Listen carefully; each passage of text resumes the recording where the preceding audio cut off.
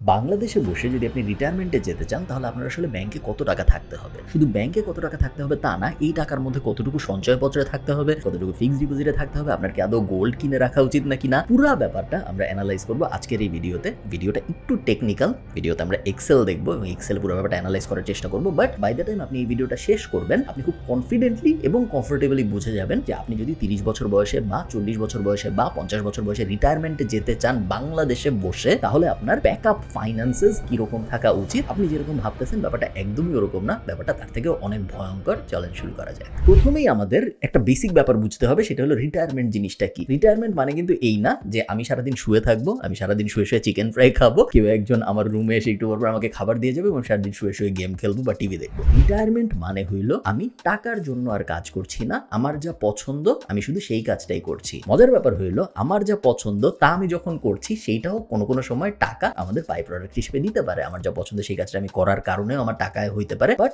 রিটায়ারমেন্টের মেইন কনসেপ্টটাই হলো আমি এখন আর টাকার জন্য কাজ করছি না। যদি আমি আমার পছন্দের কাজ করে এক্সট্রা টাকা পাই খুবই ভালো, যদি আমি এক্সট্রা টাকা না পাই তাতেও কোনো সমস্যা নেই। মাজল টপ, আমার জীবনে তেমন কোনো পরিবর্তন আসবে না, কারণ আমার জীবনে অলরেডি আমার মৃত্যু পর্যন্ত এনাফ টাকা হয়ে গেছে যাতে আমি কমফোর্টেবলি কোনো রকম কাজকর্ম না করেও আমার জীবন চালাইতে পারি। প্রথম প্রশ্ন আপনার নিজেকে যেটা জিজ্ঞেস করতে হবে রিটায়ারমেন্ট প্ল্যানিং এর শুরুতে, সেটা হলো কত টাকা আসলে আপনার লাগে প্রত্যেক মাস কমফোর্টেবলি লিড করতে।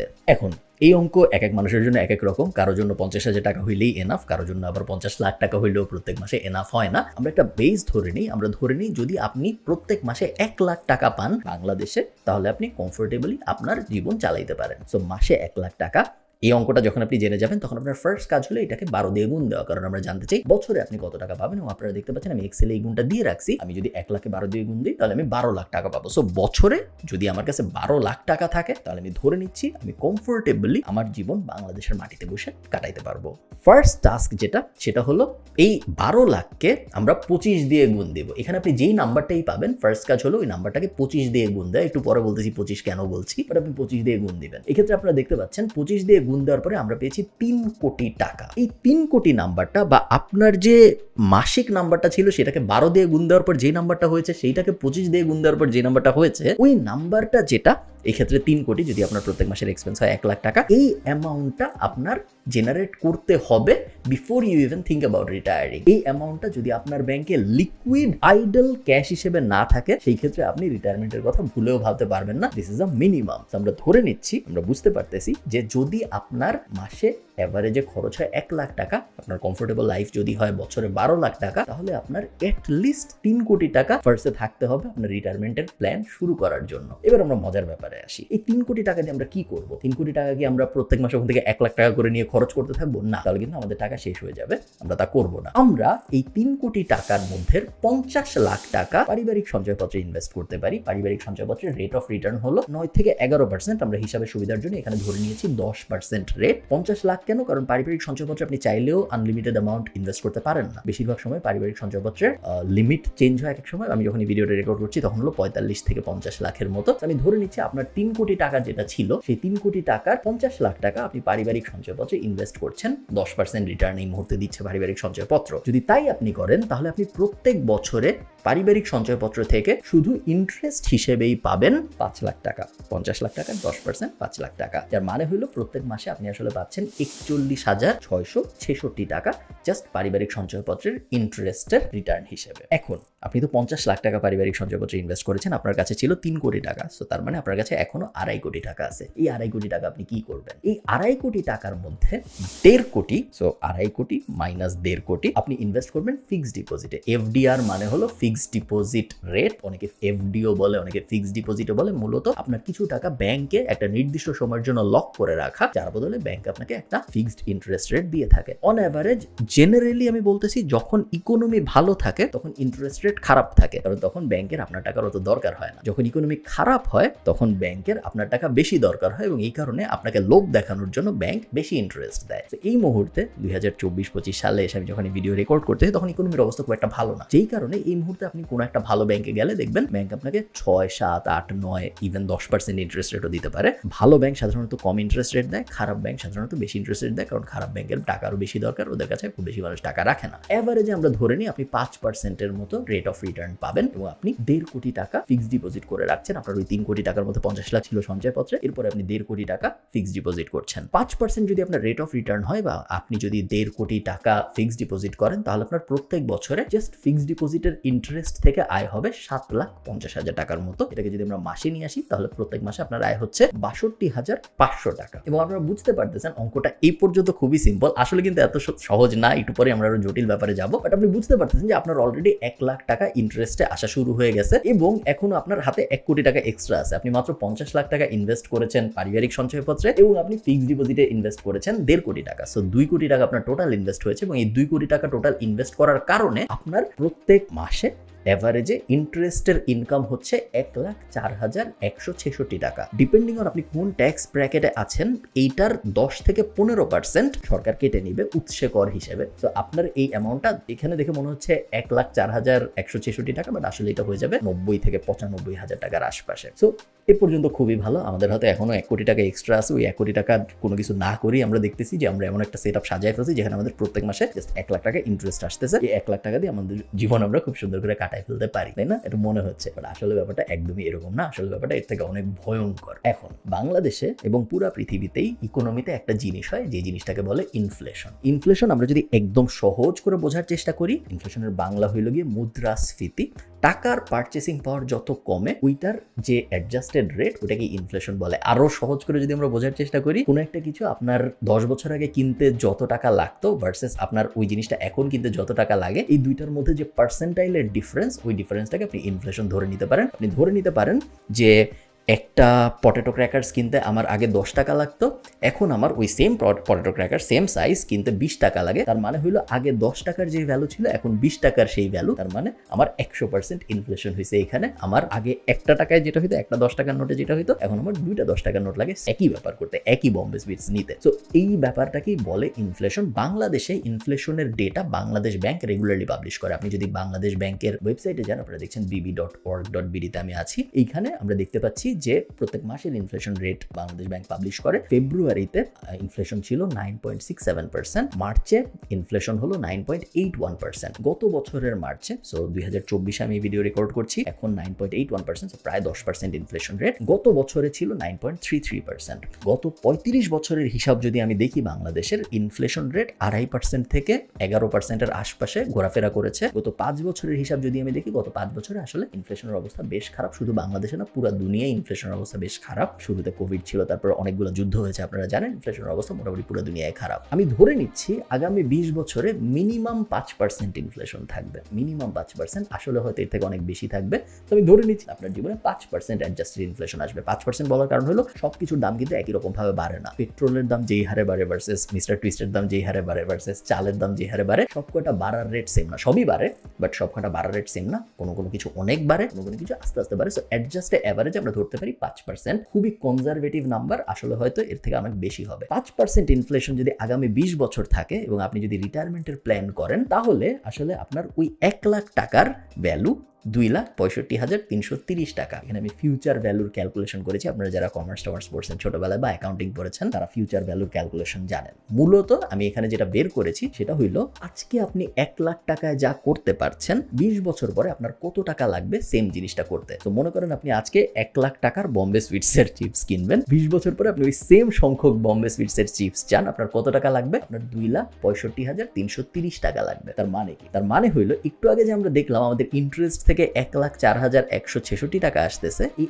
1,04,166 টাকা কিন্তু আমাদের জন্য এনাফ না জীবন কাটানোর জন্য। আজকে আমরা ভাবতেছি এনাফ, বাট এনাফ না। তার কারণ আগামী দিন যত আগাবে জিনিসপত্রের দাম বাড়বে, ইনফ্লেশন বাড়বে এবং এই কারণে আমাদের পারচেসিং পাওয়ার কমবে। হ্যাঁ, ব্যাংক থেকে আমরা ইন্টারেস্ট হিসেবে 1 লাখ টাকাই পাবো, 1,04,166 টাকা, বাট ওই 1,04,166 টাকা দিয়ে আমরা আর কিছু কিনতে পারবো না। আজকে আমরা 1 লাখ টাকা দিয়ে যা কিছু কিনতে পারতেছি ওটার সাথে কম্পেয়ার করলে। সো আমাদের 2,65,330 টাকা লাগবে ইনফ্লেশন অ্যাডজাস্টেড 5% 2% রেটে। এটা যদি সত্য হয় তার মানে হইলো আমাদের হাতে যে 1 কোটি টাকা এখন এক্সট্রা আছে, আমরা কিন্তু 2 কোটি টাকা ইনভেস্ট করছি, আর 1 কোটি টাকা আমাদের হাতে এক্সট্রা ছিল। ওই 1 কোটি টাকার আমাদের এমন কিছু একটা করতে হবে যাতে করে আমরা আরো 1,61,163 টাকা প্রত্যেক মাসে ইন্টারেস্ট হিসেবে জেনারেট করতে পারি। কারণ শুধুমাত্র যদি আমরা মিনিমাম 1,61,163 টাকা এক্সট্রা জেনারেট করতে পারি তাহলেই আমরা ইনফ্লেশন অ্যাডজাস্টেড রেটে 2,65,330 টাকা করে প্রত্যেক মাসে ইন্টারেস্ট পাবো। সো এই 1 কোটি, সোজা বাংলা আমি জানি একটু কঠিন হয়ে যাচ্ছে, বাট আমি সোজা করে বললে এক্সট্রা যে 2 কোটি টাকা তোমরা ইনভেস্ট করে ফেলছি সঞ্চয়পত্রে এবং ফিক্সড ডিপোজিটে, এক্সট্রা যে 1 কোটি টাকা আছে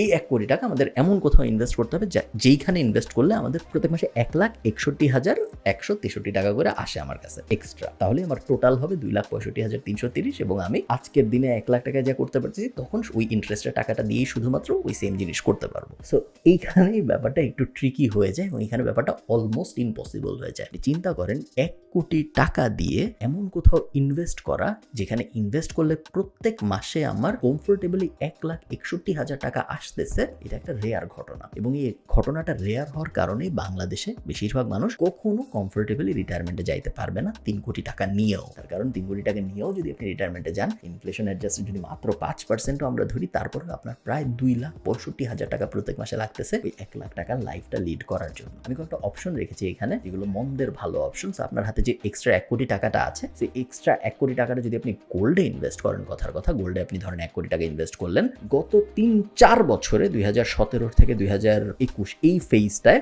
গোল্ডের দাম প্রায় 50%-এর মতো বেড়েছে, 47% যদি আমি ভুল না করে থাকি। আমি ধরে নিচ্ছি আগামী 10 বছরেও গোল্ডের দাম এই হারেই বাড়তে থাকবে এবং যদি 50%ও বাড়ে সেই ক্ষেত্রে আপনার 1 কোটি টাকার গোল্ড হয়ে যাবে 1.5 কোটি টাকা। ঠিক আছে, তো আপনার 50 লাখ টাকা লাভ হইলো 10 বছরে। আপনি যদি জমিতে ইনভেস্ট করেন, আমি ধরে নিচ্ছি আপনার জমিতে 100%-এর মতো ইমপ্রুভমেন্ট আসবে। আপনি মোটামুটি 1 কোটি টাকার জমি বাংলাদেশের যেখানেই কিনেন, আগামী 10 বছরে ওইটার দাম ডাবল হবে আমি ধরে নিচ্ছি। সো ওটার দাম যদি ডাবল হয় আপনার 1 কোটি টাকা হয়ে যাচ্ছে 2 কোটি টাকা, আপনার 1 কোটি টাকা এখানে এক্সট্রা আসতেছে। বাই দ্য ওয়ে এগুলো কিন্তু মিউচুয়ালি এক্সক্লুসিভ, আপনি সব করতে পারবেন না। আপনি যদি গোল্ডে 1 কোটি টাকা ইনভেস্ট করেন আপনার তো টাকা শেষ, আপনি তো তখন যে আবার ল্যান্ডেও ইনভেস্ট করতে পারবেন না। সেম ল্যান্ডে যদি আপনি ইনভেস্ট করেন আপনি আবার যে গোল্ডে ইনভেস্ট করতে পারবেন না। সো এই ব্যাপারটা মাথায় রাখবেন যে এগুলো সব মিউচুয়ালি এক্সক্লুসিভ, একটাই করতে পারবেন, আপনি সব কটা করতে পারবেন এবং ভেঙে ভেঙে করা রেকমেন্ডেড না। আমি চাই আপনি একটাই করেন যেটা করবেন। সো ল্যান্ডে যদি আপনি ইনভেস্ট করেন 100% সেফ, ধরে নেওয়া যায় আপনার টাকা ডাবল হয়ে যাবে 10 বছরে। গোল্ডে যদি আপনি ইনভেস্ট করেন 50% ধরে নেওয়া সেফ, ধরে নেওয়া যায় আপনার টাকা অ্যাটলিস্ট 50% বাড়বে আগামী 10 বছরে যদি গোল্ডে আপনি ইনভেস্ট করেন। এবং লাস্ট হলো অ্যাপার্টমেন্ট। এই তিনটে আমি অপশনে রেখেছি কারণ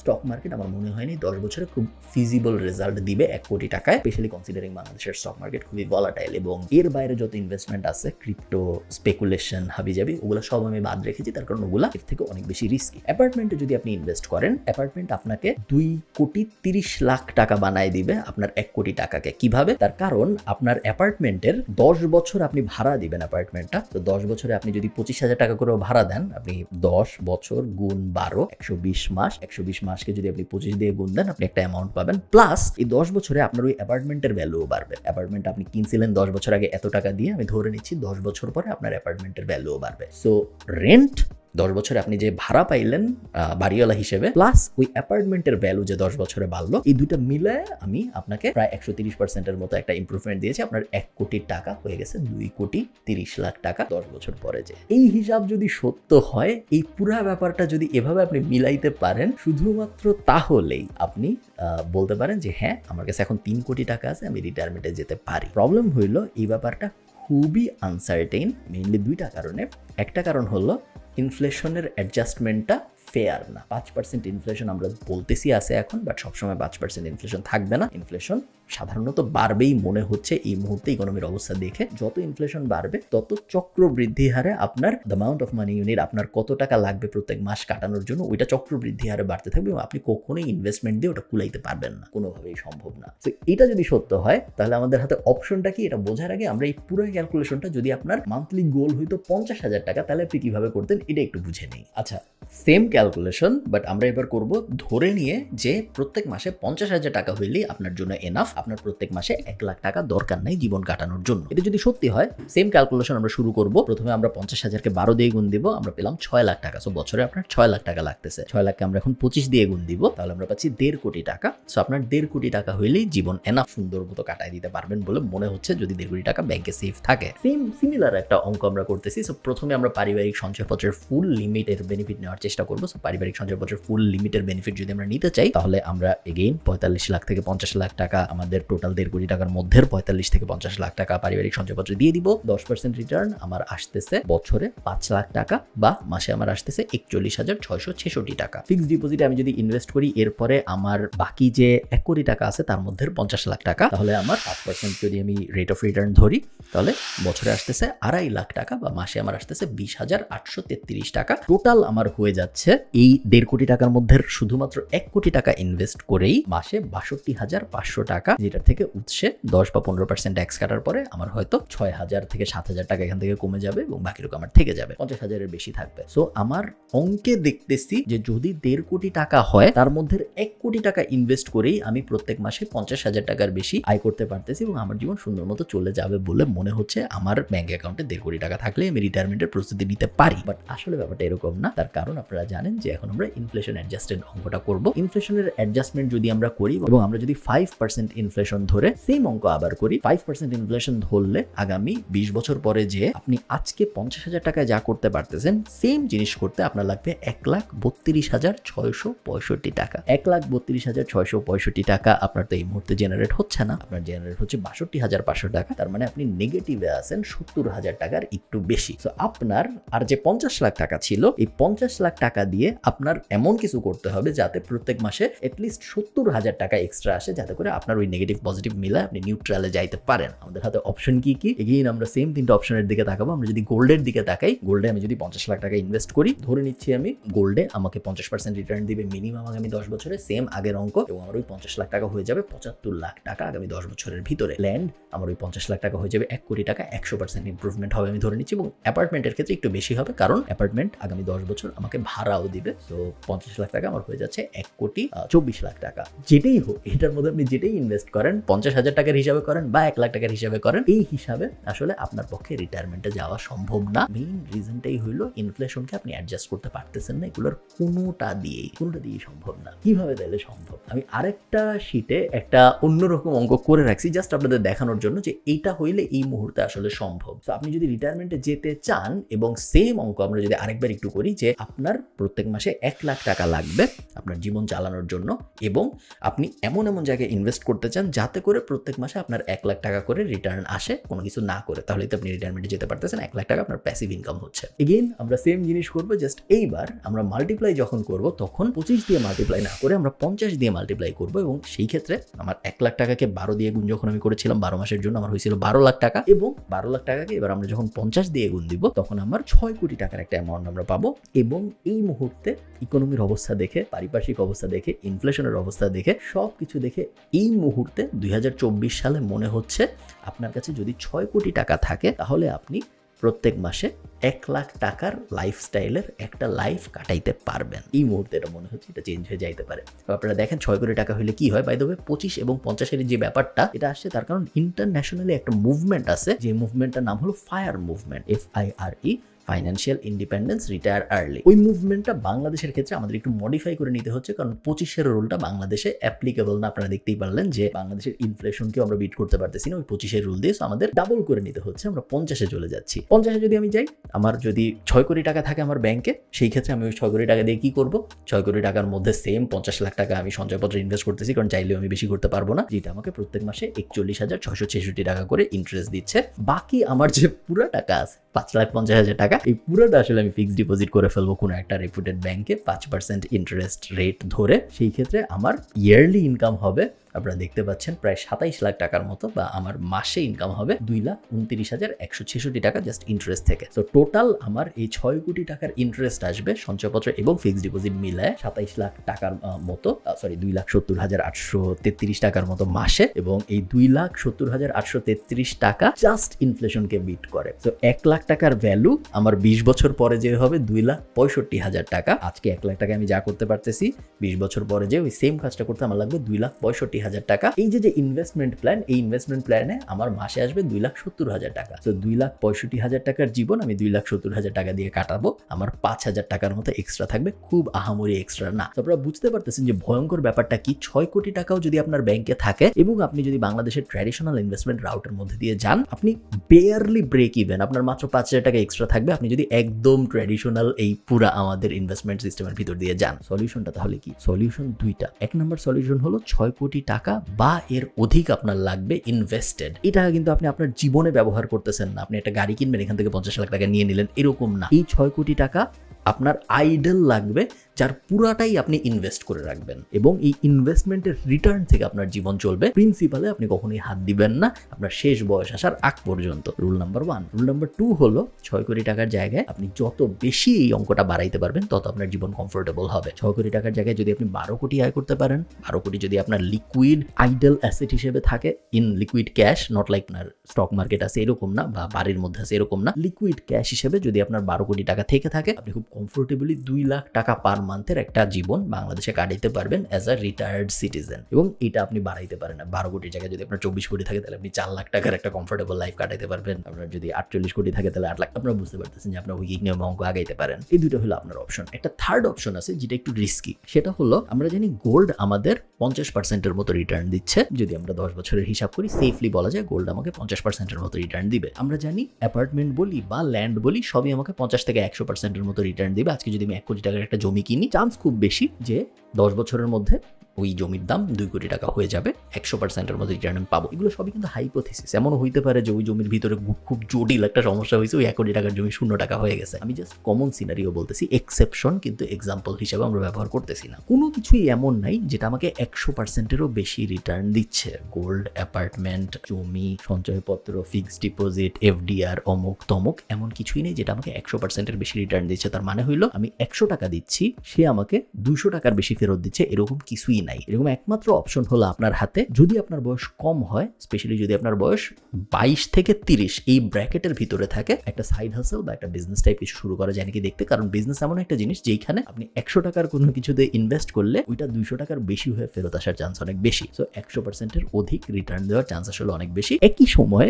ওই 100 টাকাও চলে যাওয়ার চান্স অনেক বেশি। তো রিস্ক এবং রিওয়ার্ডের একটা ব্যাপার আছে যেটা আপনার মাথায় রাখতে হবে। জানি এই ভিডিওটা একটু জটিল, আমি চেষ্টা করেছি সহজ করে বোঝাইতে, বাট আমার ধারণা তারপরেও অনেক জটিল হয়ে গেছে। বাট আমি আপনাদের একটু ক্ল্যারিটি দিতে চেয়েছিলাম যে অনেকেই বলে যে ভাই আমি রিটায়ারমেন্টে যেতে চাই, আমি দুনিয়া ঘুরতে চাই, আমি আর এত কাজকর্ম করতে চাই না, আমি অফিসে সারাদিন কাজ করে আমার ভালো লাগে না। আমার আসলে পুরো প্ল্যানটা কিরকম হওয়া উচিত? আপনার পুরো প্ল্যানটা এক্স্যাক্টলি এরকম হওয়া উচিত। এবং এই প্ল্যানে যদি আপনি আসতে না পারেন, যদি আপনার কাছে একটা ক্লিয়ার রাস্তা না থাকে যেই রাস্তায় আপনি 6 কোটি টাকা পর্যন্ত পৌঁছাবেন আইডল মানি হিসেবে আপনার ব্যাংকে, সেই ক্ষেত্রে আপনি যাই করতেছেন ওইটা আপনাকে কখনো রিটায়ারমেন্ট দিবে না। তো আপনি যদি এমন কিছু করে থাকেন আপনার জীবনে এই মুহূর্তে যেইটা আপনাকে একটা ক্লিয়ার রাস্তা দেখাচ্ছে না যে এই কাজটা যদি আমি করতে থাকি তাহলে এক সময় যে আমার বয়স যখন 40 হবে তখন আমার ব্যাংকে 6 কোটি টাকা থাকবে, এই জিনিসটা যদি আপনি না দেখেন তাহলে আপনি যা করতেছেন ওটা আপনাকে খুব ক্লিয়ার কোনো রিটায়ারমেন্ট দিবে বলে আমার মনে হয় না। এটা বোঝানোর জন্যই আমি এই অঙ্কগুলো ব্যবহার করলাম। ভালো থাকেন সবাই।